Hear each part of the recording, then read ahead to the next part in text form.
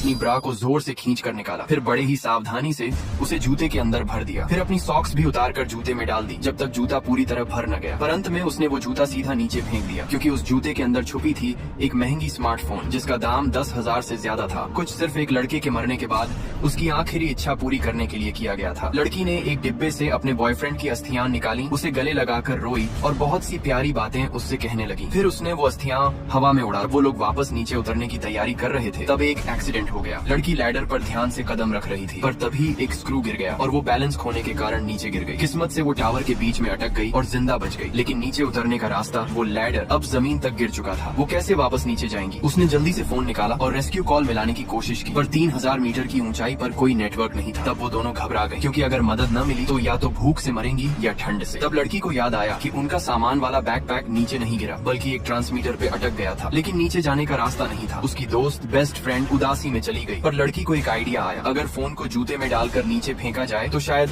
Signal ground तक मिल जाए। दोस्त ने तुरंत अपना जूता निकाला, फोन उसमें डाला, ब्रा और सॉक्स से उसे सिक्योर किया और जूता नीचे फेंक दिया। पर एक दिन बाद भी कोई रिस्पॉन्स नहीं आया। दोस्त ने डिसाइड किया कि अब वह खुद नीचे उतरकर बैकपैक लाएगी। लड़की ने उसे मना किया, पर दोस्त ने कहा कि अगर कुछ नहीं किया तो वैसे भी मर जाएंगे। उसने रोप फिक्स की और नीचे उतर गई। नीचे जाते वक्त थोड़ा मिसहैप हुआ, पर वो संभल गई। जब वो बैकपैक के पास पहुंची तो उसकी रीच थोड़ी सी कम थी। तब उसने एक पागलपन भरा डिसीजन लिया, उसने अपनी सेफ्टी रोप खोल दी। किस्मत से उसने बैकपैक को पकड़ लिया। लड़की ऊपर से उसे खींचने लगी और दोस्त भी वापस चढ़ने लगी। जब वो ऑलमोस्ट टॉप पे थी तब एक और एक्सीडेंट हो गया, पर इस बार भी वो बच गई। रोप टाइट थी और लड़की ने उसे खींचकर वापस टावर पर ला दिया। बैकपैक में एक ड्रोन था। दोनों ने ड्रोन और एक पेन पेपर का इस्तेमाल करके एक रेस्क्यू मैसेज लिखा और ड्रोन में लगा दिया, पर जैसे ही ड्रोन उड़ा उसकी बैटरी खत्म होने लगी। लड़की ने ड्रोन वापस बुला लिया। अब उनके पास एक और प्रॉब्लम थी, चार्ज कैसे करें। रात में टावर के ऊपर एक एविएशन वार्निंग लाइट चल रही थी। उस बल्ब से लड़की को आइडिया आया। सुबह होने पर उसने उस बल्ब को खोल के उसकी हीट से फोन चार्ज करने की सोची। सुबह होने पर लड़की ने टावर की एविएशन लाइट का कवर खोलकर उसका गर्म बल्ब निकाला और उसी गर्मी का इस्तेमाल फोन को चार्ज करने के लिए करने लगी। थोड़ी देर बाद